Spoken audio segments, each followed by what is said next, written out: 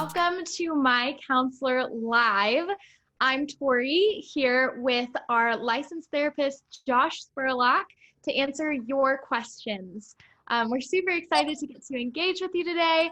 We'll be talking about marriage, family, sex, love, all of the different things. And if you think of any questions along the way, feel free to comment them, or you are more than welcome to inbox them if you would rather not comment. No worries either way. We have our producer watching and sending us questions as they come in. So we're super excited to talk with you. Josh, go ahead and introduce yourself to everybody watching right now. Yeah, glad to be here. Josh Spurlock, founder at MyCounselor.Online, licensed professional counselor and a certified sex therapist, and an ordained minister. So it's fun to get to be together here with everybody and respond to questions, and looking forward to it. Yeah, absolutely. Awesome. I'm so happy that you are always willing to block out your time just to come on here and engage with our viewers, engage with people that have questions that need a licensed counselor to answer them. So super excited. Okay, well, we're going to jump right in. We already have some questions that have been sent in. Just so y'all know, you can send in questions anytime. You don't have to wait until we're live on Facebook to send them in. If you think of one on a Friday night, on a Sunday morning, go ahead and shoot that to us, and we will have it for our next live video. So we're going to get started with a question that was asked on YouTube in a comment on one of our videos. So this person wants to know how they can talk themselves out of the mindset of being unwanted when their partner shoots them down sexually. She says that he's 12 years older and it's natural for him to want sex just 3 to 4 times a week, whereas I'm younger, 24 years old, and want it daily. On the days when my hormones are stronger and he's too tired, I just take it so personally, which I know isn't right, but are there any coping mechanisms I can use to help from falling into discouragement? Yeah, it's a great question, a vulnerable question, and I sure appreciate whoever sent it in, just the courage that it takes to ask the question and put yourself out there like that. That it's one that we get a lot, and lots of different folks wonder about, is if you do the research on a desire, that is couples, who has the higher desire, who has the lower desire, you're going to find that about 80% of couples, the husband in the relationship has that higher desire for frequency. And about 20% of couples, you're going to find the wife has the higher desire, or the higher desire for frequency. And if you do the math between those two, what do you get? You add 80 to 20. Well, I mean, I'm not a mathematician, but I assume that you would get that, he's typically more interested in that than she is. Yeah, and you get 100%, right? So both either 100% of the time the desire difference is different. Like virtually no couple, you have exactly the same level of desire. Whether it's the husband that has the higher desire, or the wife that has the higher desire, there's basically no couples that have the exact same desire all the time. And so every couple has to navigate differences in desire. And what we really want to encourage is for couples to develop both what we call initiating desire and receptive desire. And so initiating desire is kind of what we think of when we think of desire. That I'm horny, I'm experiencing sexual desire, thinking about sex, I may want to pursue connecting sexually with my spouse. I want to initiate a sexual experience. That's kind of the typical initiating sexual desire experience. Receptive desire, on the other hand, is kind of like when your spouse is starving for Mexican food or Italian food, and you're going to go out and eat, and you're not really hungry. You're not necessarily like feeling a craving kind of for that food. But then once you get to the restaurant, you smell the food, and they bring out the chips and salsa, and the fajitas come in sizzling, then suddenly you feel that craving kind of kick in, your mouth starts to water, and you really enjoy the meal, even though you weren't necessarily thinking about it or feeling a craving for that initially. That's a good analogy. Yeah, it's an openness to connecting, recognizing that once your body's physiological arousal starts to kick in, that subjective sense of desire will kick in. And in marriage, we're committed to just sharing our sexual desire with each other, right? That we're going to pursue only us, only your husband, only your wife. And so there's this, on the other side of that, commitment that says, I recognize that we've committed to each other fidelity in our relationship. And so I'm going to work to be available to you when you're experiencing that initiating desire and be receptive to that. And likewise, that you would be receptive when I'm experiencing that initiating desire. And that rather or not we're on the initiating or the receptive side of that, that we aren't turning each other down. We're not in this kind of rejection place where our spouses feeling the desire for connection, wanting to reach out, wanting to be intimate with us, and feeling like we're like, I've got other things to do, or I don't feel up to it, or because I'm not feeling that initiating desire, that we can't connect. And truly, men tend to be the worst offenders in this department. A lot of times we think about wives, maybe being in that category of in 80% of relationships having the lower initiating desire within the relationship. But in that 20% of men and husbands that have that lower initiating desire, guys tend to have this false conception or thought that if I'm not the one thinking about sex initially, if I'm not horny, if I'm not feeling desire, then like the mechanics of it isn't going to work. I can't connect. Like I can't have sex with my spouse if I'm not feeling it. And it's just not true. That the reality is that a man's body will respond with receptive desire as much as a woman's body will, if there's just an openness to engage and connect. And so if you find yourself in that space, like the person writing this question, that my spouse seems to be rejecting or not interested, and we can only connect if they're feeling that desire, then I would really encourage you to engage them in a dialogue that says, you and me were committed to only sharing this part of our life with each other. It's really hurtful and really disappointing when I'm experiencing desire and want to connect with you, and you're not willing to carve out the space and engage me in a way that would allow it to develop into something that's mutually enjoyable for the two of us. And see if you're not able to engage a discussion that can lead you guys to a place of being able to have an open, receptive, and initiating relationship.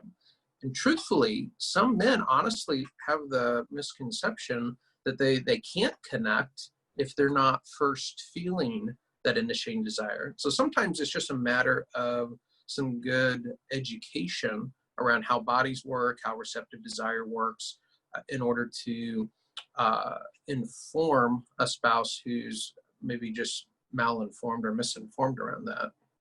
Yeah. So what would you say, if the dialogue hasn't happened, she's basically asking, I'm taking it personally. I'm feeling discouraged in that moment where I want it and he doesn't, which I think as a woman can be difficult, because there is, again, another misconception of women have a lower sex drive and you shouldn't want that.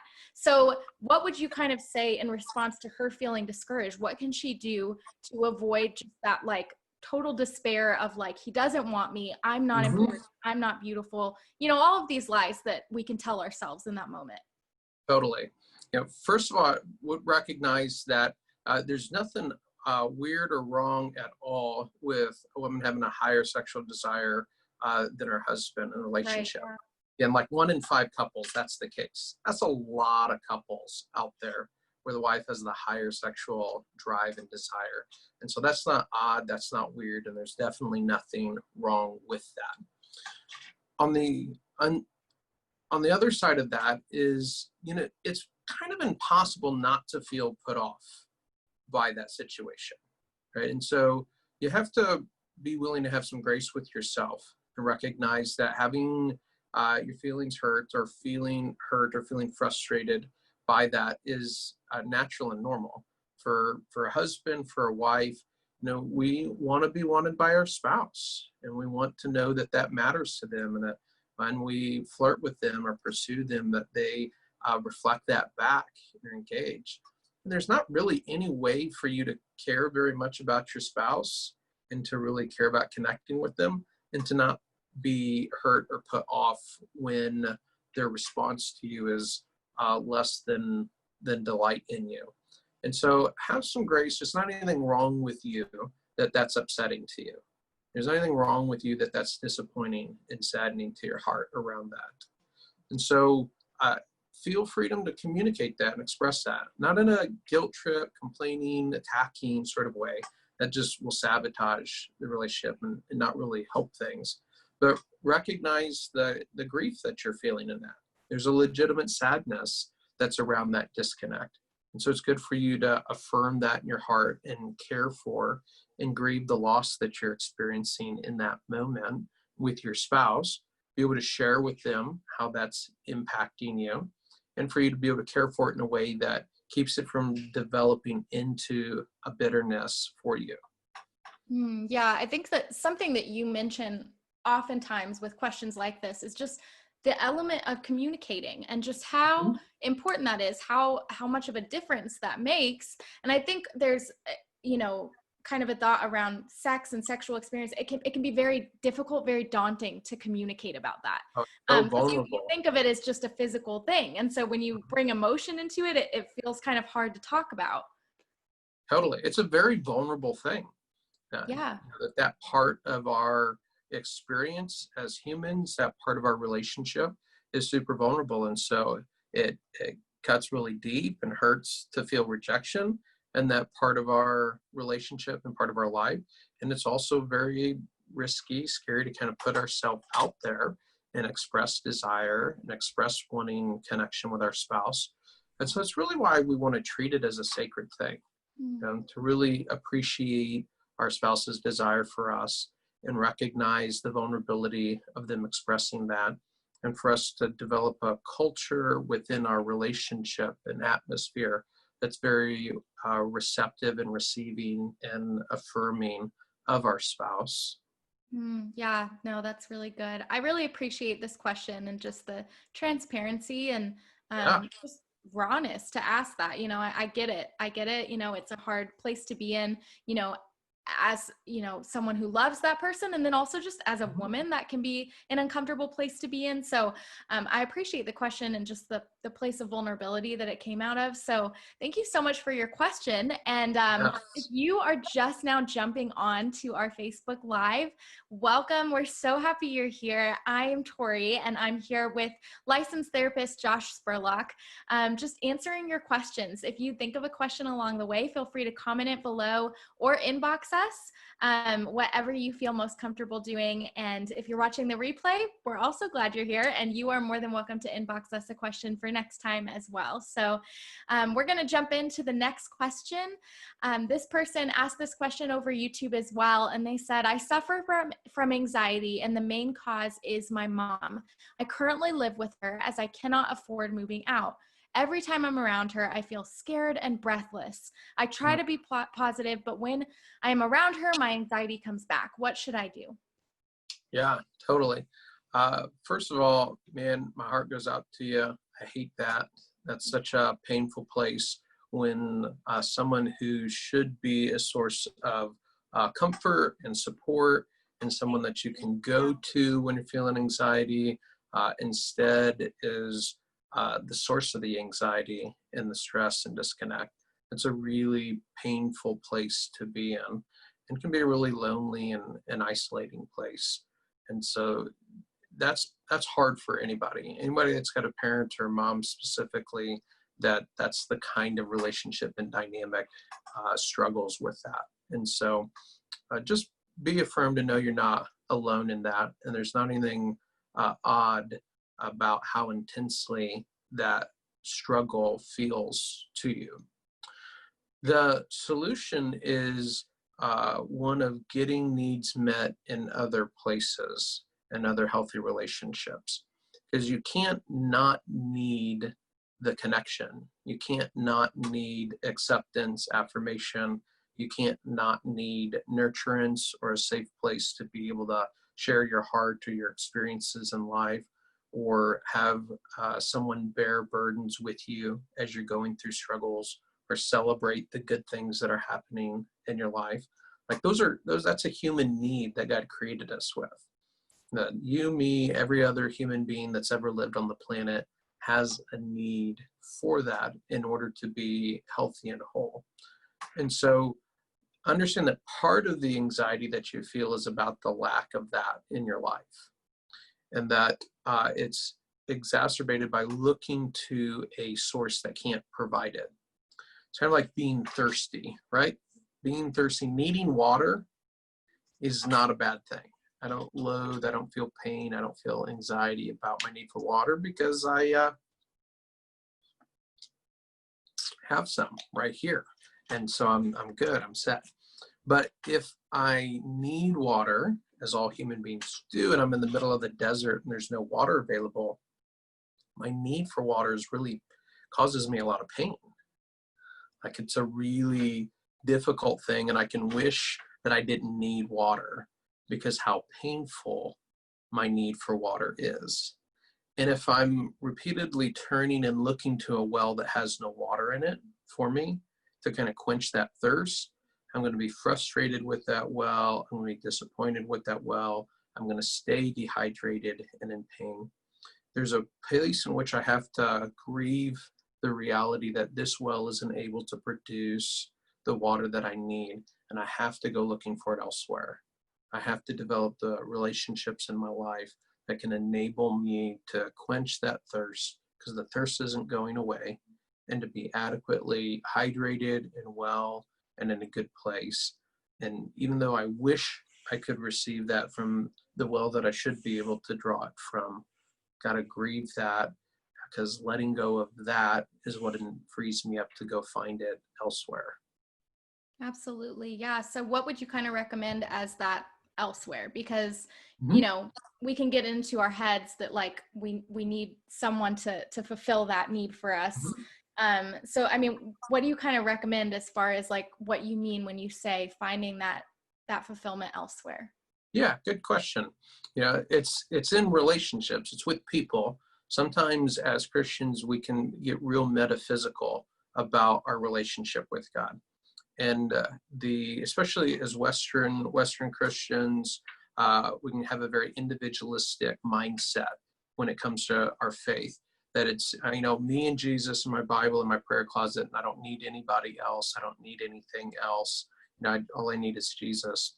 And there's some truth in that, but it's a distortion of the gospel, because the body of Christ is His people, and the engagement of Christ means engaging His body, that is His people. And nowhere in the scriptures do the scriptures divorce a relationship with Christ from a relationship with His people. That the gospel comes to people by way of people, that the body of Christ is engaged through relationship with His people, and there's no way to have a healthy relationship and dynamic with God without having a relationship with His body. And so, there's this powerful scripture in Proverbs that says that God takes the lonely and places them in families. And that there's this need for us to look to our faith community as a place to develop healthy relationships with those that can stand in the gap in those areas in our life where there's something lacking. And so we're looking at spiritual mothers and sisters who are able to be in your life, or if you're a man, spiritual fathers and brothers that can stand in those relational gaps and be that source of support and care that you have need of. Yeah, no, I love that phrasing, standing in the gap, because, Mhm. this is a broken world. It's a sinful world. Mhm. There's never going to be a person that doesn't have any gaps. There's always going Totally. to be some sort of relational disconnect somewhere because we're broken people. But I love that phrasing of standing in the gap, of being that person to come into that role and love on that person in the ways that they need. Yeah, and if you're a person who finds yourself really having that relational fullness, that you've got good, healthy relationships in your life with family, with spouse, with siblings, to where that you're not thirsty, right? That you're fully hydrated in terms of that connection need in your life. Be mindful of those that don't have that, and be generous with your love. Be generous with your time, and recognizing those that are in a position that they don't have that need adequately met, and they desperately are feeling dehydrated in terms of that relational need, and be willing to be the one that stands in that gap for your sister, your brother in Christ that has that lack in their life. Yeah, absolutely. I love that. Thank you for that encouraging and challenging answer. That's really good. Continuing on with this theme of family, in today's Q&A, we got a question. Someone said that as I've gotten older, I've noticed unhealthy patterns that have been passed down from my family of origin. What steps can I Yeah, right. What steps can I take to break generational patterns of dysfunction, even when previous generations aren't self-aware of the dysfunction? What role can counseling play in this? Love this question. Man. Love the transparency. Can relate to this question. Go ahead and give me an answer. Oh my gosh, I think everybody watching can relate to this question. That no matter how awesome and wonderful your parents were, they were imperfect. You know, like you said earlier, Tori, that every one of us has gaps in our own life, and we pass gaps down to our kids. You know, as much as I strive and want to be the best parent that I can be, I know that I'm going to leave gaps in my kids' lives because I'm imperfect and I'm broken in my own self. And so I can't be a perfect father to them. And so it's helpful just to normalize that and go, we're not saying, you know, that all parents are bad parents because they're imperfect parents. We're just saying they're people. And that as a result of that, every one of us has those gaps and those wounds that need to be understood and addressed. And as an adult, you become responsible for those gaps, right? That you become responsible for being aware of the areas in your life that are immature or undeveloped, or where what was handed to you by your parents is broken in some way and isn't what you want to pass to your kids, or not the way that you want to relate in the relationships in your life. And really taking responsibility for that. You know, that it's a lot of times counseling gets the rap of blaming parents for your problems, right? Which is not what counseling is about at all. We're not about blaming parents. We're just about naming the impact that our life experience has had on us. Blaming, inherent in the idea of blaming is a shift of responsibility, right? It's that I'm making someone other than myself responsible for my choices, my actions, my behaviors. And that's not helpful in any way, shape, or form, right? That God's given us an autonomy over our life, challenges us to take responsibility for our words, our actions, our thoughts, how we engage life. And so being a responsible adult means owning my own shortcomings, struggles, wherever they came from, and taking responsibility for doing something about those things, right? So we want to recognize where we're struggling, recognize kind of where that comes from, and be willing to figure out what we need in order to fill that gap. A few different ways to do that, right? One important piece to that is an essential piece is to recognize that the gaps and the breaks and the wounds and the dysfunction and the dynamics that were handed to us came to us by way of relationship. And healing from those things comes to us by way of relationship, right? Like self-help books are great. You know, there's lots of videos on YouTube. This video watching can be helpful. You can glean some things from it that will be valuable. Reading is valuable. There's lots of great resources that are available, but there is no substitute for real relationships in your life. And ultimately, healing and the unwinding of the brokenness that has been handed down to you is going to happen in relationships. Okay, so it can be really helpful for you to do a relationship assessment of the people that are a part of your life. One of the things that you're looking for is people who are a little bit older than you, old enough to be your parents but aren't your parents, who have the kind of relationship with their spouse and their kids that you want to have when you're their age. Right? A lot of folks kind of look at their parents and go, oh, geez, yeah, I don't want my marriage to look like that. Or I don't want my relationship with my kids to be like my relationship with my parents were. You know, that I have no working model from which to base my relational patterns off of. In fact, a lot of folks have the comment, you know, my parents showed me what not to do, which is great. The only problem is there are like billions of ways not to do things. And so you can not do things like your parents and still do it in a way that's totally broken and not going to work for you. You know, you can't exhaust knowing all the ways that aren't going to work. That's not going to help you settle in on what does work. You actually have to have a working example of what does work in order to learn what does work and to be able to grow into it. So by identifying people that God has placed in your life who have the kind of relationship with each other that you would like to have with a spouse, that have the kind of relationship with their kids that you would like to have with your kids, you can catch from them things that you weren't able to catch from your folks.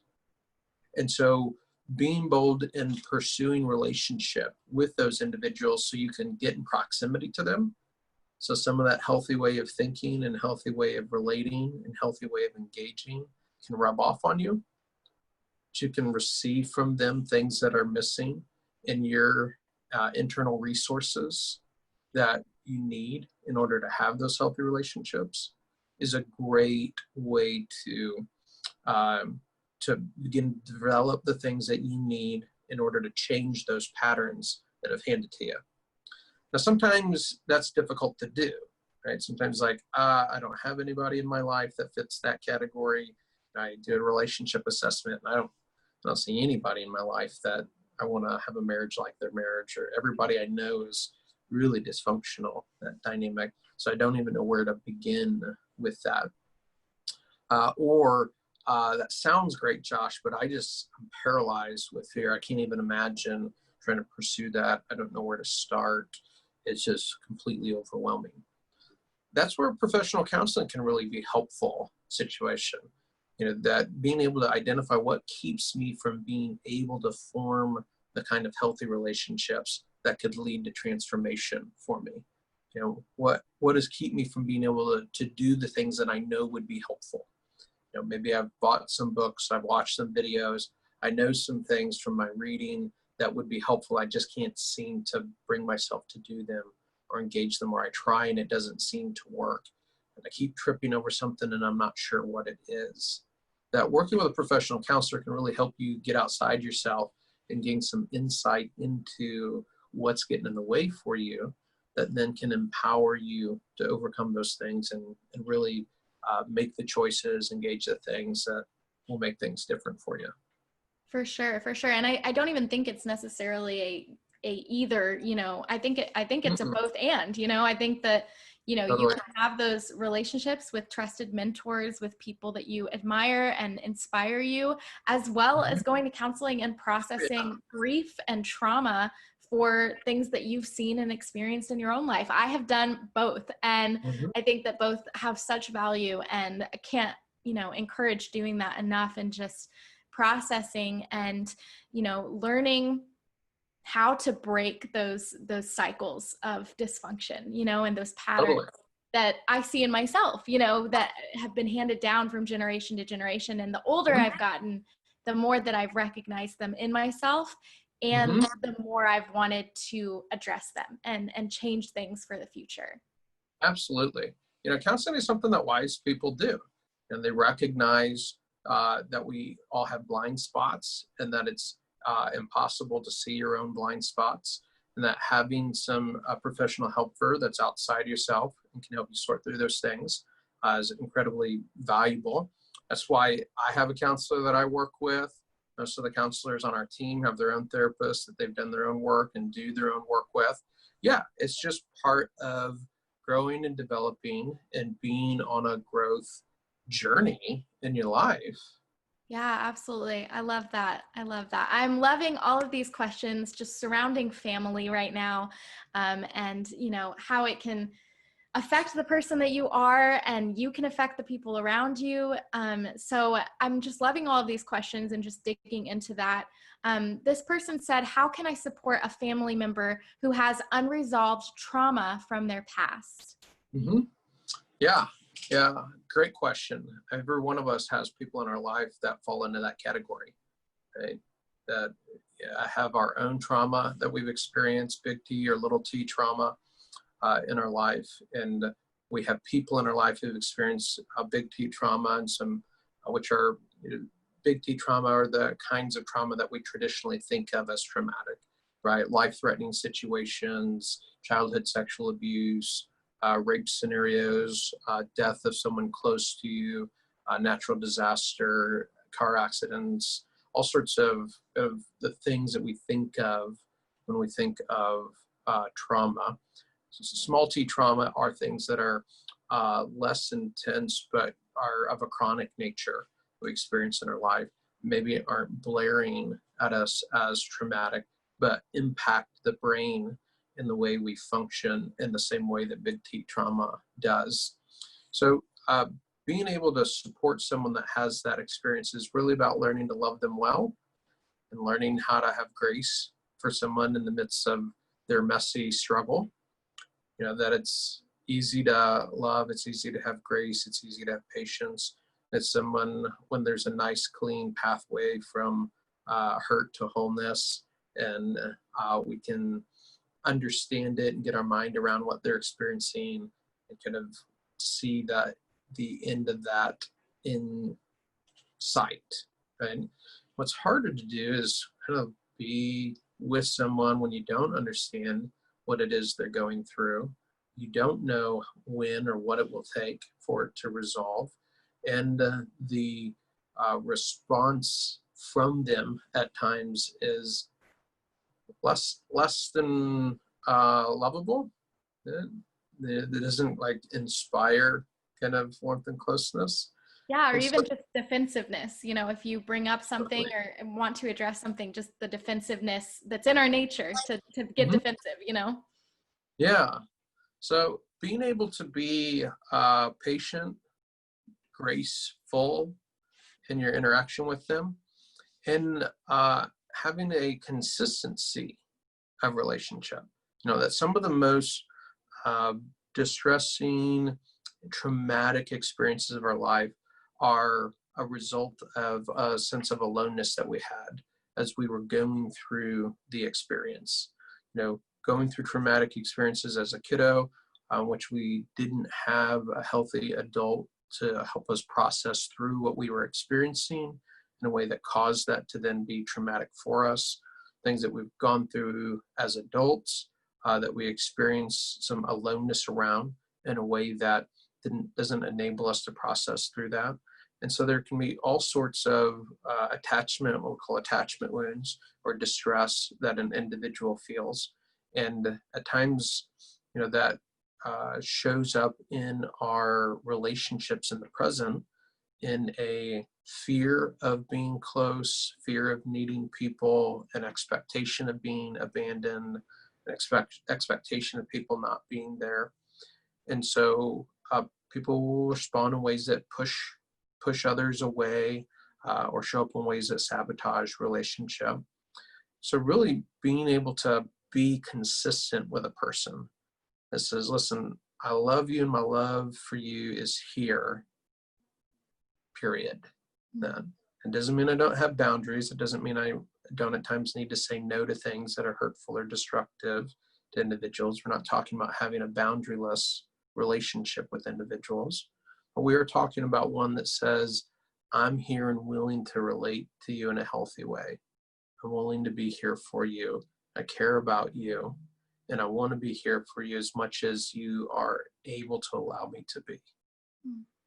Yeah, right. And I mean, that's the thing that you have control over in that Mhm. situation, is yourself and what you do in Right? that situation. I love the heart of this question of wanting to help with that Mhm. unresolved trauma, but I also think of, wanting to fix it and wanting to make everything better when, Mhm. you're coming at it, you're against a brick wall. You know what I mean? Like Mhm. sometimes that's how it is, and it can be very difficult. And the only thing that I have control over in a situation like that is myself, and is how I pursue that person and love that person.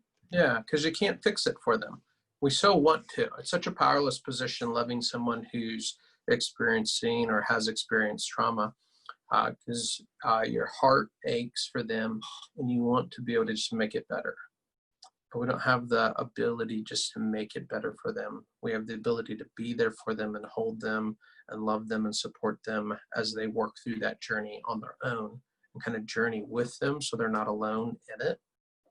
But we can't say there's not a magical phrase or words or actions or things that we can do that will just fix it for them. And that's hard. Absolutely. Yeah. And just continuing on with this concept, this theme of trauma. Um, we just got a question. Someone asked, I experienced trauma from abuse my whole life. I recognize what is dysfunctional in me, but I'm having a very hard time changing it. Do you have any Mhm. suggestions? Yeah, absolutely. So, again, you're not going to be able to do it alone. And that oftentimes when we're running against the brick wall, or like I see some of these things, but I can't seem to change it. There's a need for the grace and the resources that people come that bring into our life from outside of ourselves. It's kind of like a plant growing, right? You think about a tree growing. Use that word picture, right? That plants don't contain within themselves what they need to grow. That if you take a plant and you put it in a box with no soil, no light, no rain, just isolated away, it'll die. It's not going to grow, it'll die. And we're much like that. We don't contain inside of ourselves the things that we need to heal and grow, that we have to draw them in out from outside of ourselves, which means we have to be rooted and planted in soil that can provide the nutrients and provide the support from outside of us that's necessary for us to be able to grow and heal, and to be able Mm. to take in spiritually the things that we need to grow and heal. Yeah, And I so, love that analogy. yeah, so you find yourself not able to do the things that you know would be helpful, where you just feel stuck. It's probably because you lack within yourself the things that you need in order to grow and heal, and you're not planted in a context, and you don't have the relational connections that you need in order to get there. So you have to start there, which could include counseling, right? And connecting with somebody that's able to be a resource outside yourself that can provide the things that you need, and can also maybe help troubleshoot what it is that you're stumbling over that's keeping you stuck, that you can't seem to figure out, why am I stuck here? Yeah, no, that's great, great advice. Really love this question, just coming from a place of humility and having, experienced trauma and recognizing these are the places that I need help, and wanting that help. Yeah, yeah, no, I love it. It's that growth oriented piece that I hear in the question, Right, right? yeah, and I it always just starts with admitting to yourself, these are the places I need help. Yeah, it's admitting to the self that these are the places that I need help. But the thing that really inspires me in that is that in order to be sitting here and watching this and me submitting that question, it's that part of you that God's wired into you that longs to heal and be whole, Mm. right? That if my finger gets cut, right, my finger gets cut, my whole body springs to action to try to bring healing. That the blood works to push out any debris that got in there. Antibodies go to work to kill anything that got in that doesn't belong in there. The tissue begins to work to heal and mend itself. That God wired my body to want to heal and to go into a process of healing.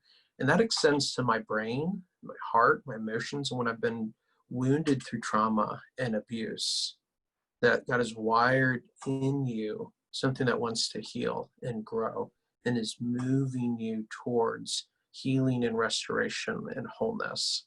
That's why you're watching this. That's why you're asking the question. And so I just want to affirm that part of you, that Yeah, God's put right. something in you that's going to get you there and continue to draw you down that path to wholeness. Right. And that healing is completely possible, Mhm. that, you're not too far gone, or, Mhm. there's not too much dysfunction that, nothing's going to scare Jesus, nothing's going to scare Mhm. him away and keep him from healing those parts of you. So definitely love this question and just the place it comes from. And, yeah, really good. Yeah, and I would just encourage you to continue to water that and feed that and pursue that.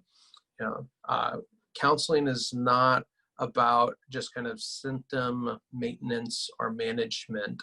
The healing really is possible, and we want to work with the Holy Spirit, work in cooperation with the Holy Spirit in that restoration and healing and wholeness that He's wanting to work in your life. Yeah, absolutely. Thanks, Josh.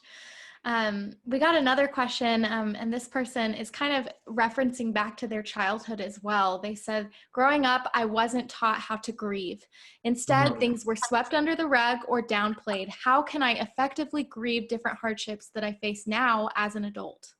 Yeah, that's an awesome question. And I very much appreciate your recognition of that incredibly important uh, teaching and understanding that we need as adults. That is how to grieve loss in our life. Because every one of us faces loss. Life is full of losses. Even great things that happen in our life involve loss, and that there's change that happens, and change always has a part of it loss. And so being able to acknowledge those losses and knowing how to grieve them is an essential tool for healthy living. Nobody's able to be in a healthy place and not be able to acknowledge and grieve the losses. And acknowledging it, the opposite of sweeping it under the rug, is the beginning place for that. Right? If you listen to your body will tell you when there are losses to grieve. That sadness, the emotion of sadness, is our body's way of communicating that we're experiencing a loss that needs grieved. And grief is that process by which we accept the things that we can't change, right? That there's losses in our life that we can't do anything about. We have to accept them, and acknowledging the sadness that our body is experiencing, that alerts us to that loss, and giving ourselves permission to viscerally feel within our body that loss, and to allow another to hold that with us. Because again, if you've watched other shows, if you've heard us before, you know that God designed us to co-regulate, right? That when the scriptures talk about bearing one another's burdens, it's not just telling us a nice thing to do, it's telling us about neurologically how God wired human beings to operate. That every one of us needs to bear things with another in order to process through them in a healthy way. And so that part of that grieving is acknowledging to the self the loss that's there and wrapping language around it, but also sharing that with another in a way that allows them to hold that with us so that we can process that grief through to completion and come to terms with and be able to accept the losses that are a part of our life, big and small. Yeah, for sure. I think that is a really good answer to a hard question. I mean, it's a loaded Mhm. question, and I mean, grief comes in so many different forms, and there's so many different Totally. ways to grieve, so many different things to grieve. Mhm. And yeah, I mean, totally reaffirming exactly Yeah. what you just said of And we all experience it, like this is a universal feeling that can happen.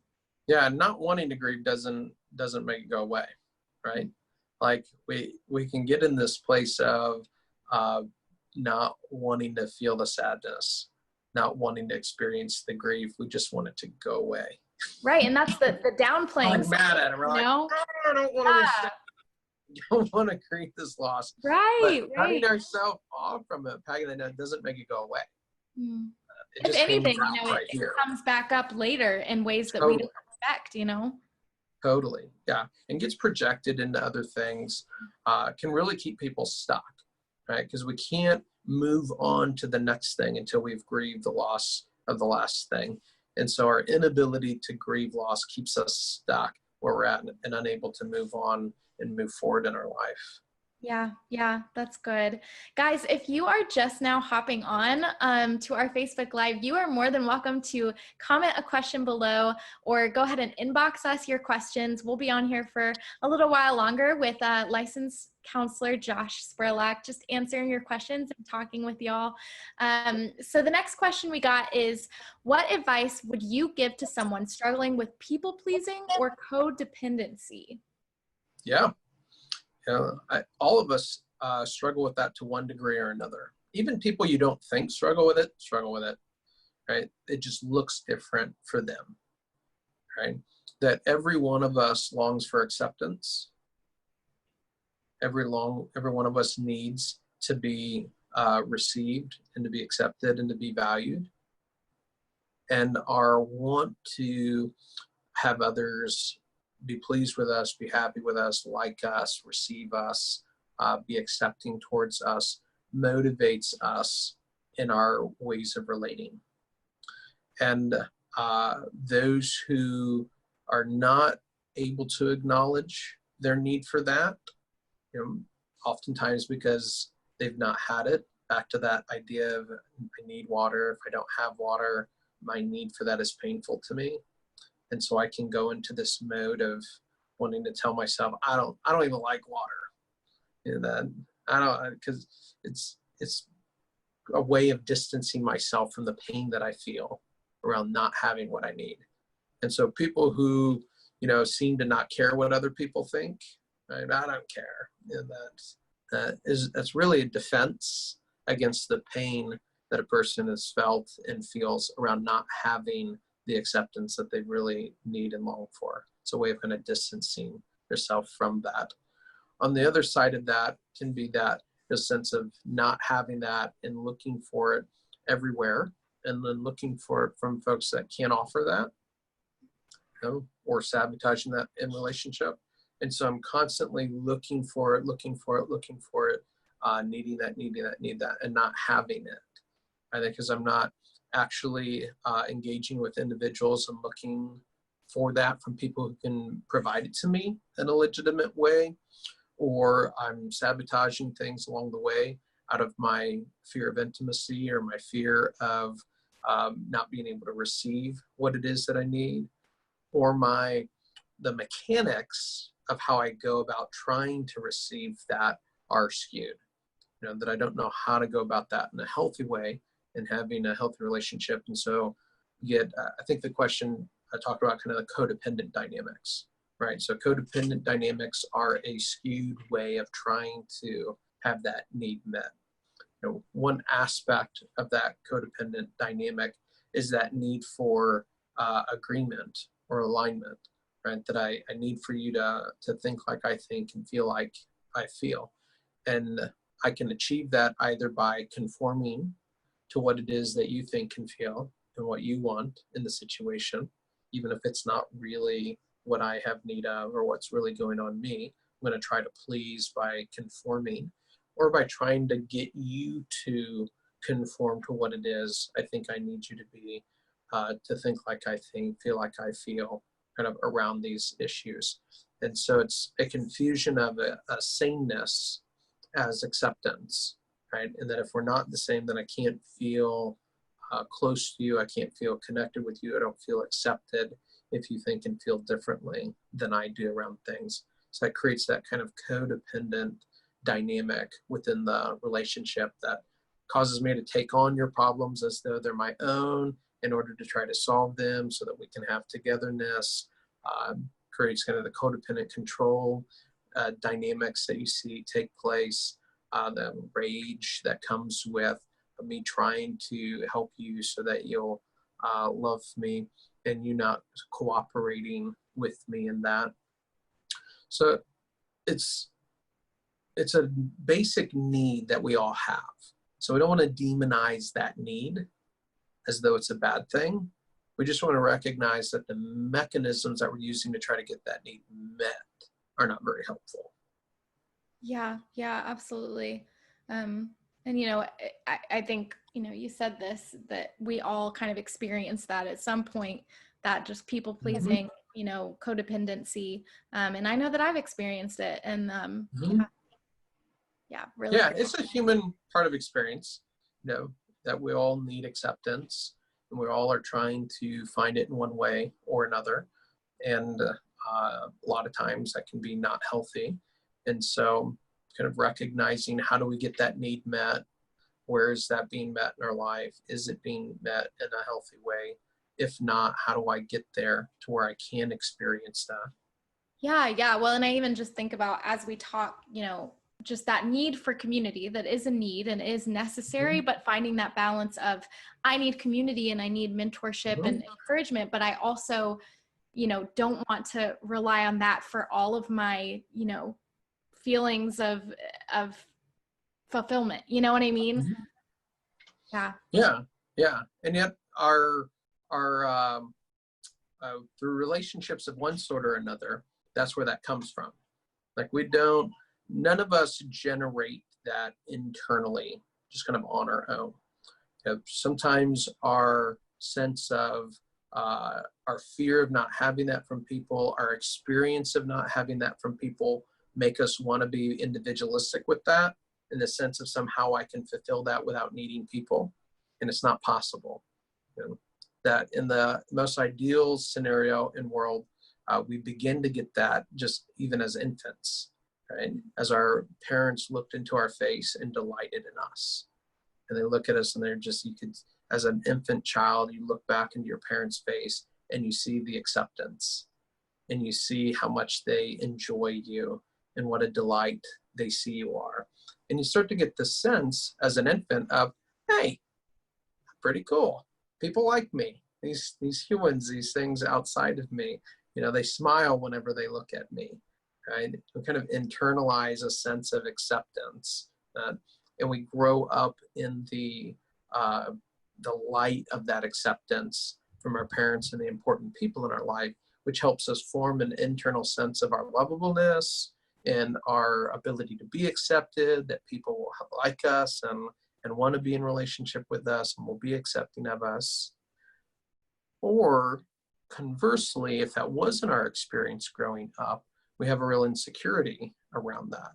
If we haven't experienced that acceptance in our life, or in important stages of our life didn't experience that acceptance, whether from parents or peers, or others, that there's an insecurity around that and a lack of sureness that creates a lot of pain, and defenses come out to try to protect us from, and kind of creates the negative relationship cycles that we're talking about.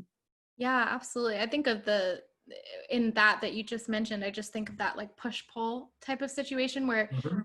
you're pushing them away kind of to see if they'll come closer to you, to Yeah. see if they'll really pursue you, to see if they really won't leave. Mhm. Yeah, totally. Yeah, yeah, really good. Um, love that question, that answer. Kind of switching gears a little bit, we just got a Mhm. question about MyCounselor.Online. So this person said, I am about to graduate with my master's in counseling and I'm beginning Mhm. to look for a Christian counseling practice to work at. What's it Cool. like to be a counselor with MyCounselor.Online?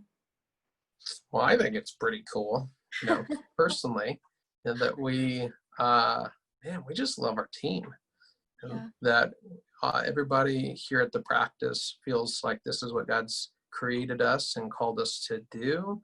And we have really worked hard to prepare and develop ourselves to try to do that well, and work together as a team to try to sharpen each other and journey alongside each other as we grow in our ability to fulfill the calling that God's given us.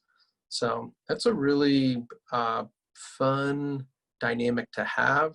And I definitely hope that that's one that you can connect with and find, is having community and having fellowship with others that are pursuing that same heartbeat that God's put in you for caring for and helping people, is just a really sweet thing in this work. Yeah, right. And I've gotten the chance to interview and kind of do introductions with a lot of our counselors, and ask them questions a little bit about their experience with My Counselor Online and what they love about it. And what I kind of hear a lot specifically about My Counselor Online is just that intersection of being able to put your faith into what you're passionate about and what you love to do, which is counseling people, giving advice to people, listening, and bringing your faith into that. And just that awesome intersection that gets to happen when you're a part of a Christian counseling practice. Mm-hmm. Yeah, it is definitely one of the things that makes this a special place to work. Yeah, for sure. Awesome. Well, I think that is a great way to kind of close us out. A great question to end on, just about My Counselor Online and just, the experience here. And I really do hope that this video, whether you're watching it live right now or watching the replay, was encouraging to you. We got to talk about a lot of different content, today. We got to talk through family and trauma and grief and all of these different things. And Josh, I really appreciate your time and just want to know if there's anything you would like to close us out with. Yeah, just want to say thanks to everybody that sent in a question. We enjoy getting to be here and answer your questions. This is part of the calling that God's given us, and it brings a lot of meaning to my life to get to be here with you and get to speak to the things that you need someone to journey with you alongside or to give some direction or help with. So I just really appreciate your questions and your time. For sure. Awesome. Well, guys, thank you so much for joining us today for My Counselor Live. And we will be back next week, next Wednesday at 2 p.m.